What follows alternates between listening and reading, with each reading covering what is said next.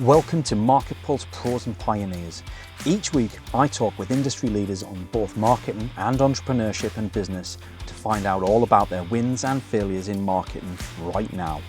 We'll hear all about successes and wins and what's fallen flat so that you can take that knowledge and implement it. Learn from the best, from the folks who've been there and done it all, as well as people just like you. Thanks for joining us. This is MarketPulse Pros and Pioneers. Hello everyone, good afternoon and welcome to this week's episode of MarketPulse Pros and Pioneers. This week I'm joined by the amazing Julia Pizzichemi. Julia, welcome to the episode. Thank you, Paul. It's great to be here. Awesome to have you along. If you don't know Julia at home, she's the founder and director of Team Clinic Services and Anatomy Matters. So she's got over 25 years of experience working in the health, fitness and sports industry, and she's helped top athletes, board-level executives, and award-winning performers achieve peak physical and mental performance. She also runs her own podcast, Unleash Your Inner Athlete, and has a YouTube channel, Team Talk, where she shares her unique methods for overcoming chronic pain and enhancing overall health. Her impressive client list includes Wimbledon champions, Oscar winners, and executives from global corporations like UBS and Goldman Sachs.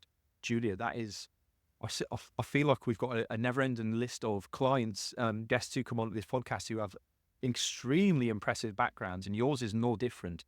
Congratulations on what has been clearly a very inspiring career so far. And walk us through it. How did you end up working with athletes and executives at the same time? Yeah, it's it's a long story. My life started out as the usual route. I guess most people when they come into this industry is through fitness instructor, personal training, and a massage therapist, and increasing my qualifications as I went along, broadening out in sort of corrective exercise, performance enhancement, pathology, body mind work as well. But I started out, as I said, as a gym instructor, and that's where I sort of got my first take, learning the skill set I needed. Really, is where you start, and building your client base from there.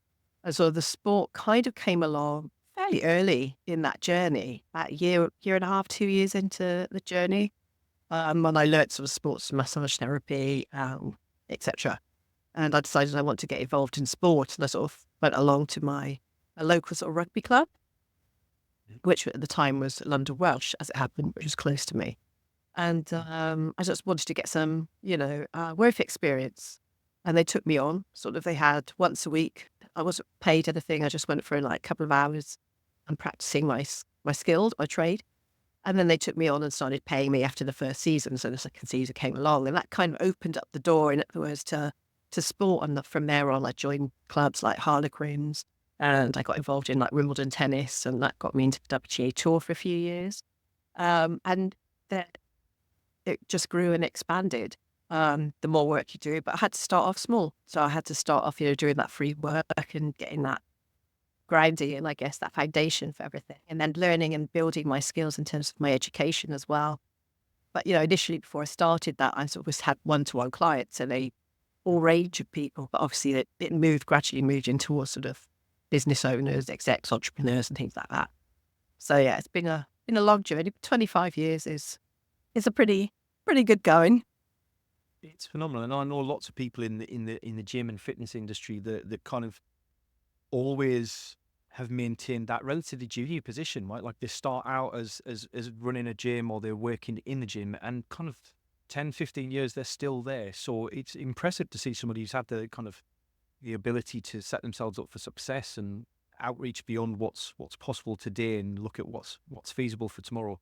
And there's some amazing success that you've shared there in terms of what you do, and you're really quite humble about it. But like, I can't imagine that all of that came very easily, in the slightest. So, what sets you apart from everybody else? Do you believe that kind of was in that industry? Why were you the one that was successful in what you did?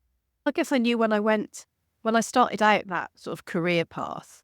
I mean, I went because originally I was in retail. I was working in retail. I worked in Bond Street for years. I was a sales assistant in the shops there, so I had a good ground to give the luxury of the trade. But I knew I wanted to do something that I loved if I gave up that job. And it meant I was going to take a huge pay cut. I took about a 50% pay cut. But I knew that going into it, my career wasn't going to just be a gym instructor. it was a stepping stone for me. I always, since I was 19, I wanted to have my own business. And in fact, I did start my own business when I was 19, but it failed miserably. I wasn't old enough or mature enough to take on the responsibility then, unlike some teenagers and 20-year-olds today. So yeah, it was, I knew it was going to be a stepping stone. I knew I wanted to have my business, and I had big ideas. They didn't always go in that direction, unfortunately, with Anatomy Matters, which is my first business. I knew it was going to be a stepping stone to bigger things. And I have always had been quite creative in my thinking, big imagination. Things don't always go in a direction you want them to. They can sometimes go in a very unexpected direction. Hi, and thanks for joining us for the show. I'm Paul, founder here at Javelin Content Management. We specialize in getting ideas out of your head, down into video, and out to your social media through repurposing and efficient content strategies. If you want to find out how you can convert your ideal audience into paying customers, reach out to us, javelincontent.com, and I hope you enjoy the rest of the episode. I wasn't really, when I set out, I wasn't thinking about professional sport at all.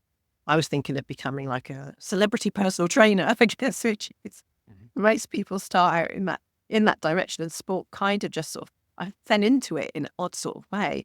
The things that are meant to be just kind of fall into it. It's not something you plan for.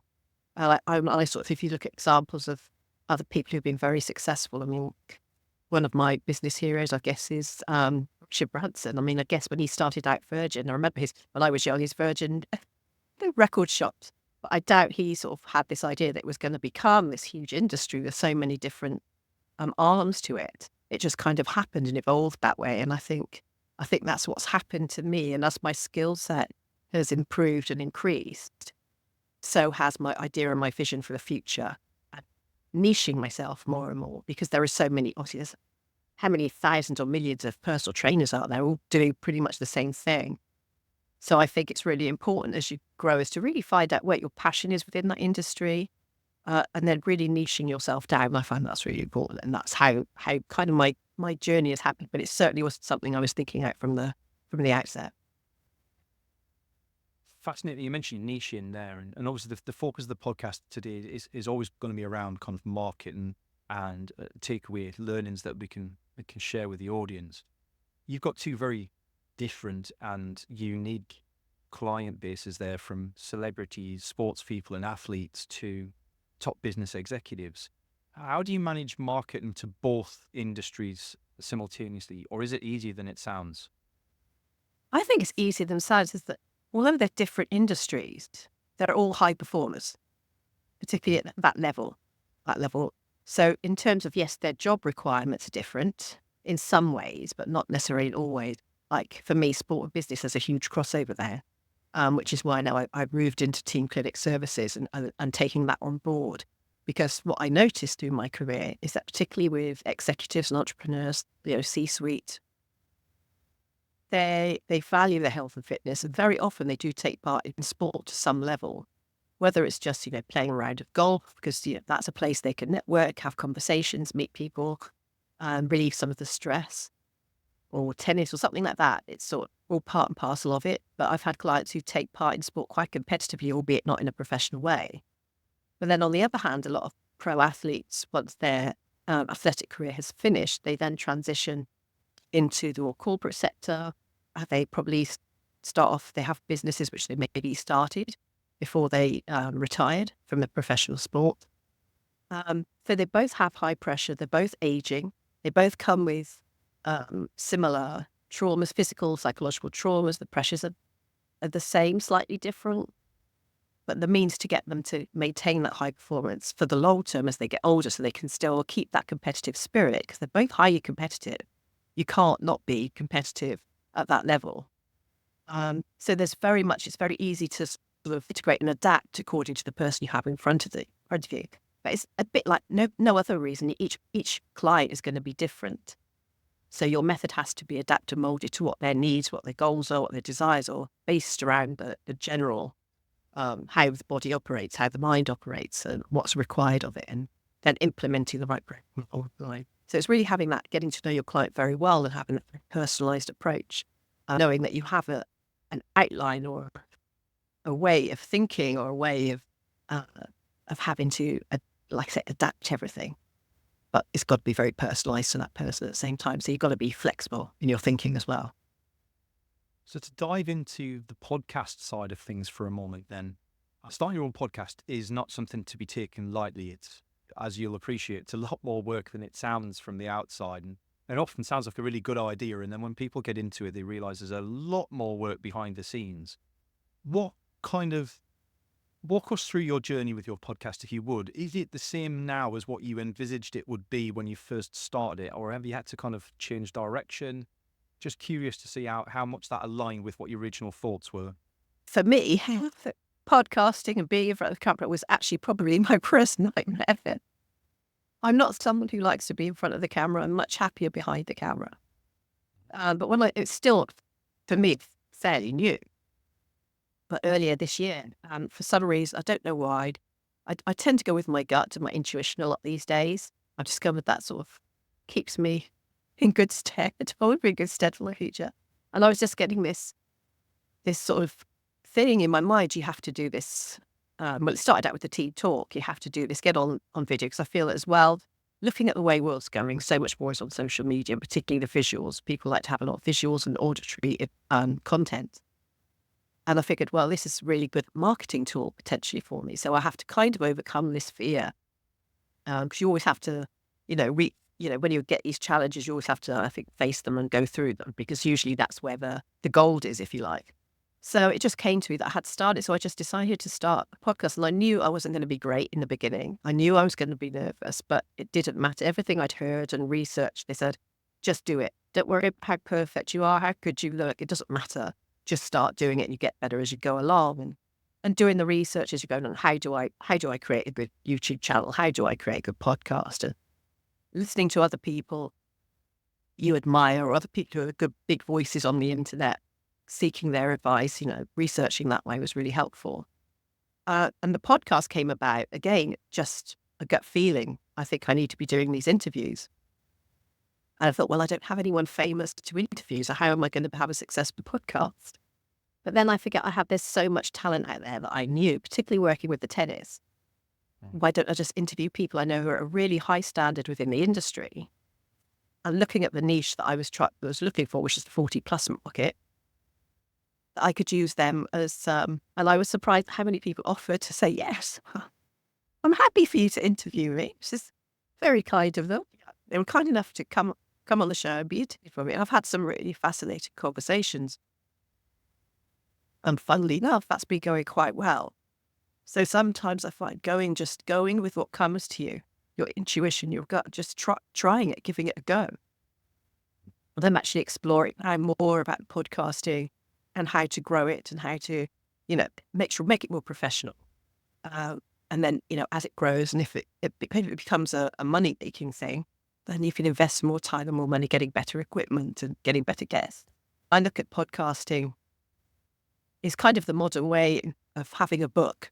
Because, when people were an author, it always kind of gave them kind of prestige, or people held them in a slightly higher ranking, took them more seriously.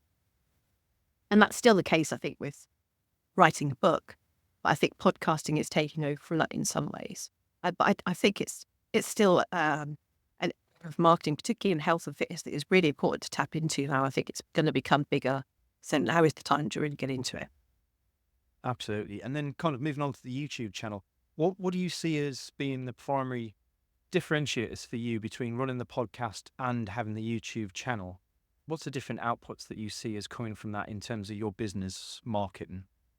Well, the podcast is more about bringing in other talent and hearing people's stories. I think stories are great for inspiration and for more variety in subject matter, whereas just me talking is more about my own perspective, my own experience and knowledge, and giving that to people. So looking at the kind of audience that you need to attract, that celebrity and extremely senior audience, and I'm assuming the senior audience is also associated with larger enterprise business as opposed to smaller businesses. How are you finding marketing for that? Because it's a very different approach to a more transactional offering. What's worked for you and what hasn't? Well, it is very niche. That is the trouble. And I have to say that that's been a struggle because it's so niche what I'm doing now. And that market, they're kind of very elusive in many ways. They're not people who are just going to pick up the phone and call you out of the blue. They're going to be within a certain niche group, a closed group. And they're very difficult. Where can I find them? How can I open up them to trust me? Because I think it's very much they've got to be able to trust you. They're more likely, they may very well be watching you. The more content you have out there, the more they can research you and find out a little bit who you are, follow you a little bit. But that has been the struggle for me, is just getting the message to those people who, for obvious reasons, they're not going to be willing to just talk to anyone or reach out to anyone, particularly with something when it comes to health, wellness, and particularly mental health, because obviously it's quite a sensitive subject. And they're obviously very protective of their information, their personal identity and all this kind of thing. So for me, what hasn't worked is, I think I've networked. I've done a lot of networking. But again, those people don't go to those kind of networking events.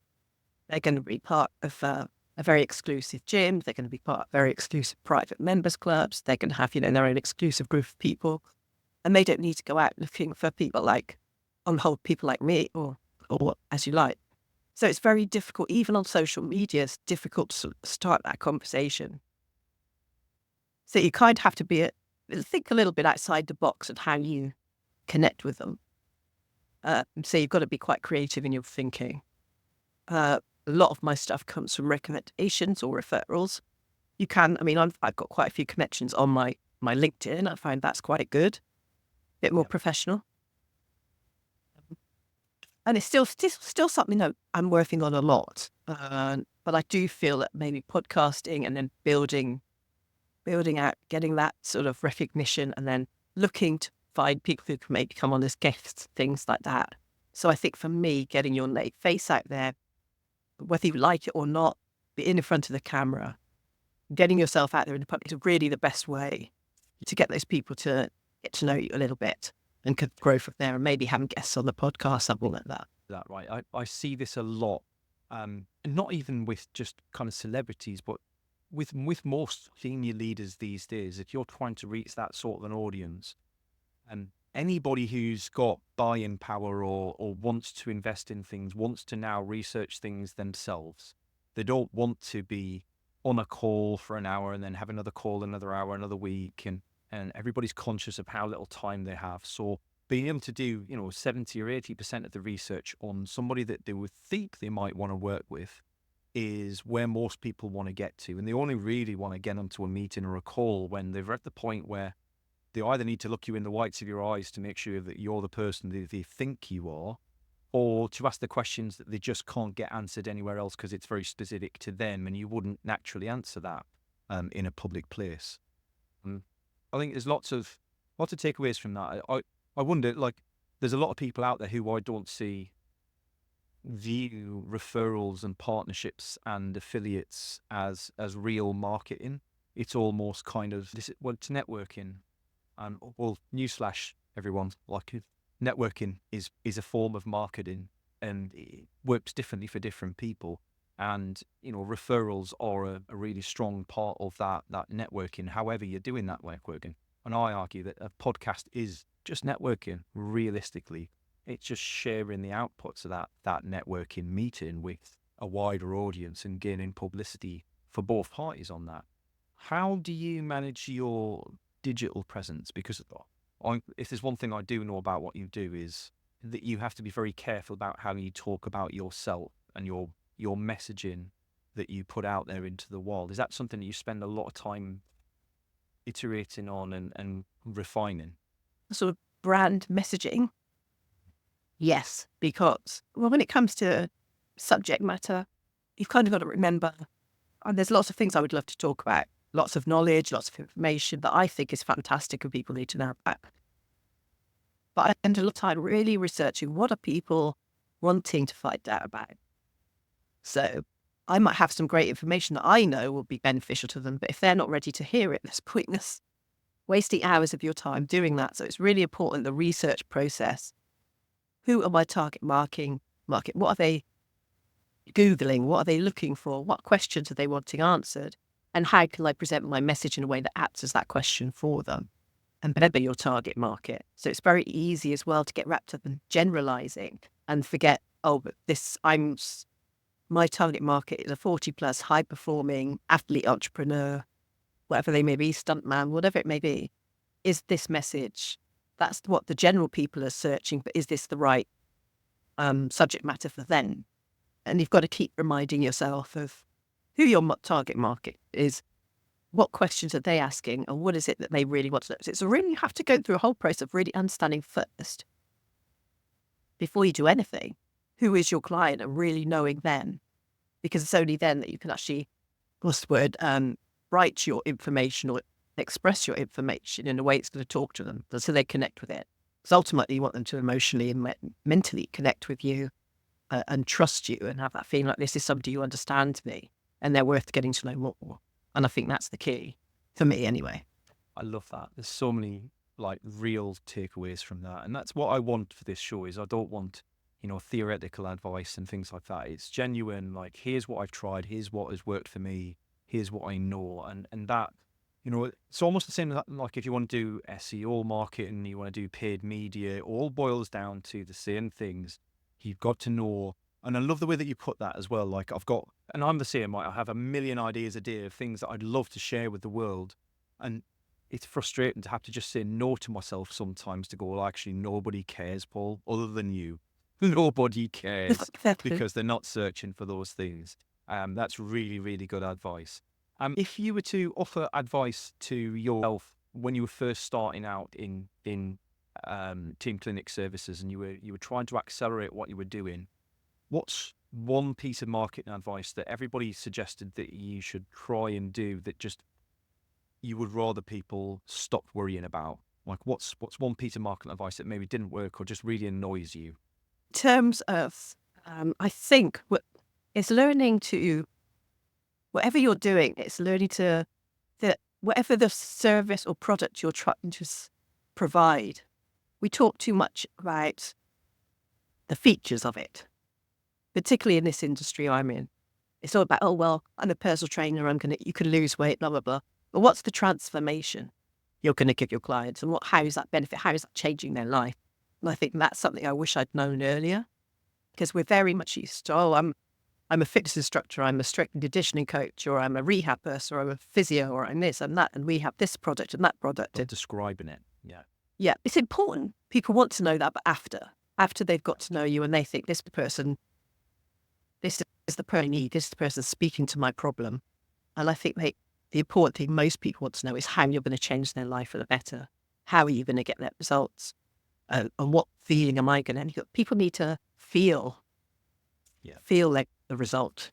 They don't. Yeah, okay. So you lift weights and you can build my strength. Great. What's that going to do for me? What makes you stand out? And this is where niching also comes in. You do get caught up in the world of multiple thousands and millions of trainers that are out there. And I think that's the key now to building your business. And being, your personal story is part of that. Do they relate to you as well? So all of those things I wish I'd known earlier. Because people will try and sell you lots of different ways of marketing your business and promoting your business. And I've lost a lot of money, wasted an awful lot of time with things. Looking back, I think, oh, why did I make this? It's ludicrous to spend huge amounts of money. It really comes down, when you're starting out, the quickest way, get people to know you, your personal story, because it relates to their personal story as well, and talk about the benefits and the transformation you can give your target market and speak to your target market. Always remind yourself of who you are trying to attract. I love that. One last question then before we wrap things up. Is it not scary niching? Because I speak to a lot of people who are reluctant to niche because they're worried they're going to not attract enough business to pay the bills, or they're not going to be successful because they've niched too far. And you're proof that niching does work. But in that moment, how scary is the decision to niche down further than I'm a sports physio or whatever that case may have been? Well, the thing is, we're all getting older, and you've got to think of your future to some extent. Whether you can actually continue working the way you are, mean, it depends where your passion is and what you love. There's nothing wrong with not being in a particular niche if you love what you do. But I think if you have bigger plans and maybe you want to charge a higher ticket price, or I think it's important to explore it. But yes, it's scary. We can get really creatures of habit, aren't we? We stick with where we're safe. But if you want to do bigger things, you want to help more people in a different way, and maybe you've learned a new skill set that you want to explore, then you're going to have to make that transition.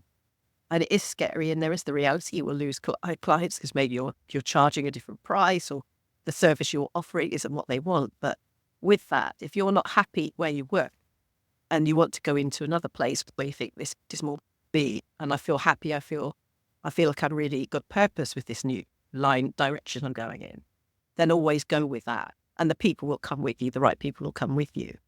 And you'll be happier. And when you're happier doing your job, when you've got energy for it and excitement and passion, it really comes across in all your messaging as well. And people will be attracted to that. Whereas if, they get caught up doing something because, well, it pays the bills, the bread and butter, but you're not really excited, eventually you're not giving value to your clients. And I think clients will then eventually drop off. And I think to maintain that value for your clients, so they're willing to keep coming back and recommend and refer, then you really have to be passionate. It's a difficult decision. But, set yourself a plan, do a proper marketing plan, business plan. What money do I need coming in? How much are my expenses going out? How can I make this more cost effective and more efficient without spending too much money? Like I say, do the research. Where are the clients I'm looking for? And just do a plan, do a preparation before you make that transition, and then build from there. That's what I would say. But I say it's really important to do work where your passion is, because everything else will just fall into place after that. Fantastic advice. Thank you very much for sharing your thoughts today, Julia. It's my pleasure. And if somebody's listening along and they want to learn more, maybe they want to pick your brains, or maybe they have a vital connection that might be useful for you, how can they reach out to you today? Yeah, well, they can either go to the website and contact me from there, teamclinicservices.com, or just email team@teamclinicservices.com, or come along and follow the podcast if you want to find out more about me, Unleash Your Inner Athlete. It's there on Spotify, iTunes, Amazon, and on YouTube. Love it. And feel free to comment, like, and subscribe to my channel, which would be really helpful. Brilliant. Thank you very much for that, Julia. I'll make sure those links are all in the show notes as well as the show goes out, so you'll be able to find those relatively easy down here somewhere. Brilliant. Thanks for your time, Julia. Lovely to meet you, and thanks for sharing your advice with the audience. Great. Thank you, Paul. Thank you for having me on. It's been a pleasure. See you later. Bye-bye. Bye. Thanks for joining us for today's show. I hope you enjoyed it. If you'd like to feature on a future show, or you've got some ideas for folks who would make a great guest, please drop us a line. Contact details are in the show notes, and I'd love to hear from you. Your host today was me, Paul Banks, founder at Javelin Content Management. Here at Javelin, we specialise in helping busy business owners just like you to repurpose video content, taking all the stress and tech problems away and turning your long-form video into literally hundreds of pieces of content without breaking the bank. We describe it as getting ideas out of your head into video and out to your socials. If you want to launch your personal brand, become the vendor of choice for your audience, or maximise your sales revenue impact, we'd love to hear from you. Join us next Wednesday for the next episode, and don't forget to subscribe and give us a review. Our podcast is only possible with your continued support.